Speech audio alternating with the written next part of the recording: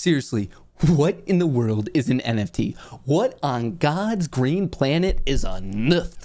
There's a good chance that if you've heard about it before, like me, someone pitched it to you. They're like, yeah, man, it's digital art. We're going to become digital art millionaires. And you're probably like, hey, good luck, buddy. Good luck on becoming a meme millionaire. But you know what? They did it. They absolutely did it. The entire industry is full on bonkers. I literally just got done reading a story about a 12-year-old who's part of an NFT project and he's made over $400,000. This 12-year-old has almost $500,000 and now look at me. I'm jealous of a 12-year-old. What's going on? It feels like we're living in the upside down. It's insane. I have to admit, at first I brushed it off. I didn't know what was going on, didn't really make the most sense to me, but now it's gotten to the level where we can no longer brush off what NFTs are. The technology is impressive, and it really seems like there's an incredible amount of money to be made within this particular sector. So I dove into it, and I just want to let you know what I found. I want to first off explain what NFTs are from a technical perspective. Then I want to dive into where it appears that the industry is heading and really the ludicrous amount of money that could potentially be made and really some stories of ludicrous money that's already been made. I'll be touching on the pros and cons of NFTs. And then finally, I want to wrap it up with the story of a very, very, very big crypto exchange that is now opening up an NFT marketplace. So sit back, kick those feet up, and let's enjoy.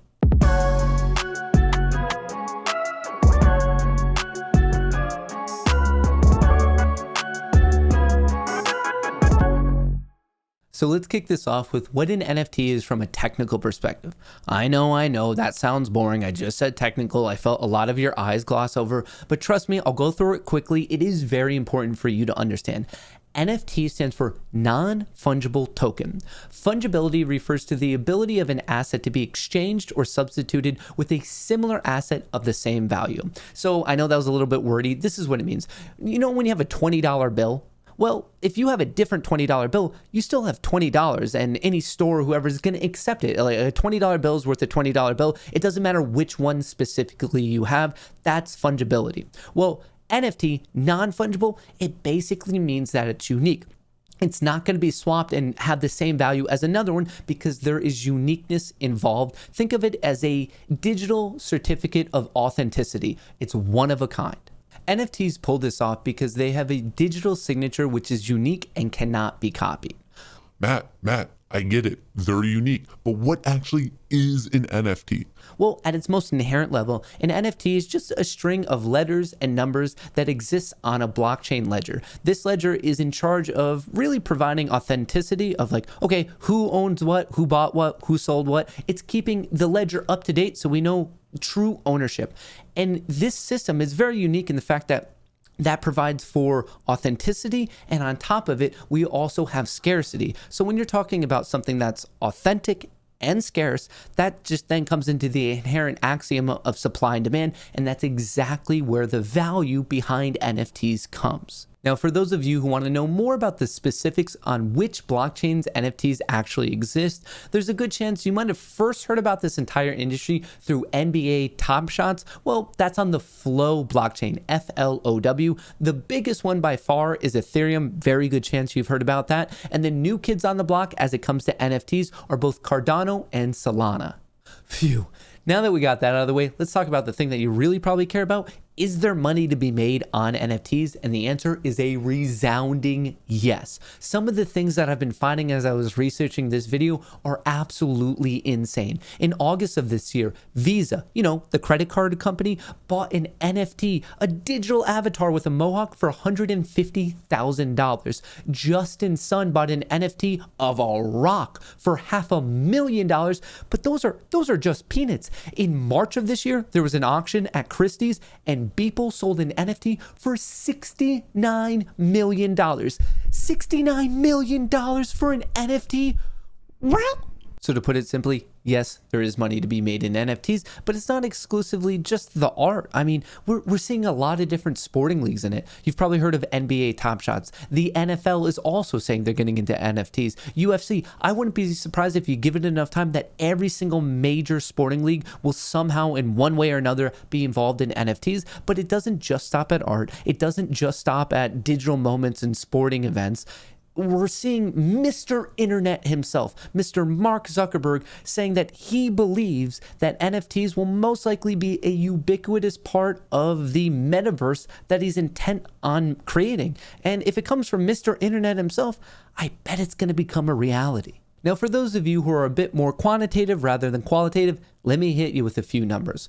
Whenever it comes to an arena of something that is being driven by social sentiment, one of my favorite tools is Google Trends. So if you go in there, type in NFT, you can see that obviously we're not at the highest search volume we've ever been for NFT, but we're still considerably high. And I would be willing to bet as this entire industry continues to grow, I bet this really won't be the peak in terms of search volume for NFT. And speaking of growth, as I'm filming this in the most previous month, according to DApp Radar, there has been over $2.8 billion in transactional volume related to NFTs. In the most recent fiscal quarter, we're talking about $10.7 billion. And previous to the quarter before that, that is an 8x growth. So very obviously, the trends are on the up and up for the entire industry surrounding NFTs. I completely get it. I'm right there with you. NFTs sound absolutely awesome.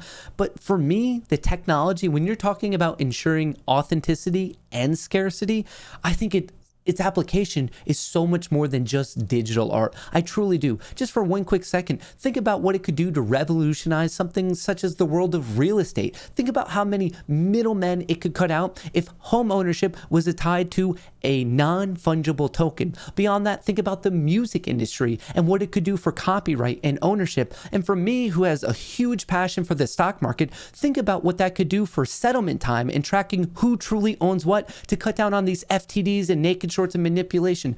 I think the technology behind NFTs is far more impressive and greater than just digital art. And that is 100% where I see the overall industry heading into, because it's super, super impressive technology. But with all that being said, whenever you have anything good, there's always people out there to take some sort of advantage of it. And obviously NFTs do have some cons. When it comes to NFTs, the first major negative, derogatory thing that you're going to hear about it is that it's a hype bubble.